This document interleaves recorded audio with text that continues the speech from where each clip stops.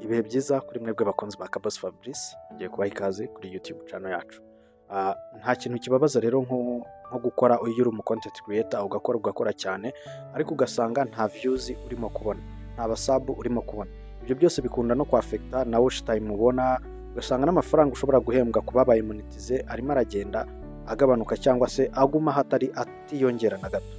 Ibyo rero akenshi na kenshi bikunda guterwa n'amasetting rimwe na rimwe tutajya duha agaciro, ariko aba afite akamaro. Uyu munsi rero ngiye kukwereka setting hano muri YouTube studio yawe ushobora gutaninga on ukayishyiraho, ikaba yashobora kugufasha kubona aba subscribers na video zawe zikaba zakerekanwa ahantu henshi, icyo bita recommended videos, bakayirecommendinga ahantu henshi. Nta kindi turi bukore rero, turaza muri browser yacu tujye muri Safari cyangwa se abakoresha Android bakoreshe iyo bita Chrome. Turazamo hano rero muri browser yacu twandikemo studio.youtube, tujye muri YouTube studio yacu nk'ibisanzwe. Nitumara kugeramo yamaze kurodinga, turaza hano muri kano kantu ka for you, kano kari munsi hano kameze nk'aga peni, tugakoreho. Nitugakoraho turaza hano handitse ngo home tab. Nitumara gukora hano kuri home tab, ngira ngo murabibona hari ahantu hano munsi handitse ngo for you. Iyi for you rero hari akantu karimo kanditsemo ngo more settings. Izi more settings tuzikoraho kugira ngo tubashe kubona settings zimbitse.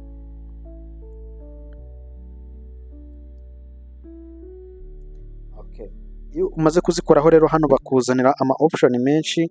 Hano hari ahantu bakwereka ngo all content recommended.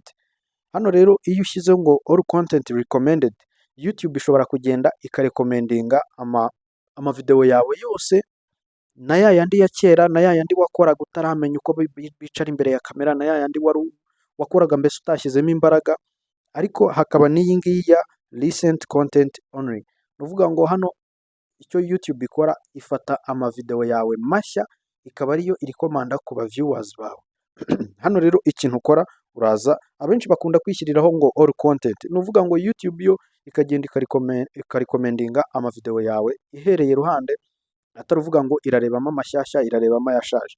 Yego buri video zose buri setting igira icyo navuga ngo igira advantages ku ruhande rumwe, n'indi ikagira izindi advantages. Tuvuge nk'iyi ngiyi yo kurekomanda ama video yose. Ushobora kuba wari umaze nk'igihe udakora content, ariko YouTube n'ubundi igakomeza ikarekomanda video zawe. Ariko iyi ngiyi ya recent content only, iyi ngiyi idufasha, YouTube iyikoresha irekomanda video zawe nshyashya gusa. Ugasanga nimba ari ya video wakoze uwo munsi, nimba ari video imaze iminsi 3, iminsi 2, iyo video igahita iyifata ikayereka aba subscribers bawe.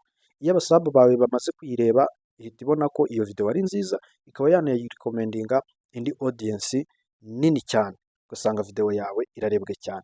Icyo ukora rero, ihita uza ukayikoraho kano ka recent content, ugahita ukora kuri done, warangiza ukaza hano handitse ngo publish, ugahita ubipublishinga.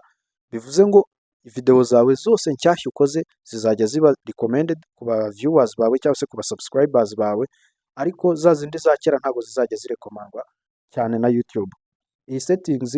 Izi setting rero waza kugenda nawe muri YouTube studio yawe ukazitaninga on, hanyuma ukaza kumbwira ko nawe hari impinduka wabonye. Kuko njyewe natangiye kuzibona, ahubwo ahasigaye ni ahanyu.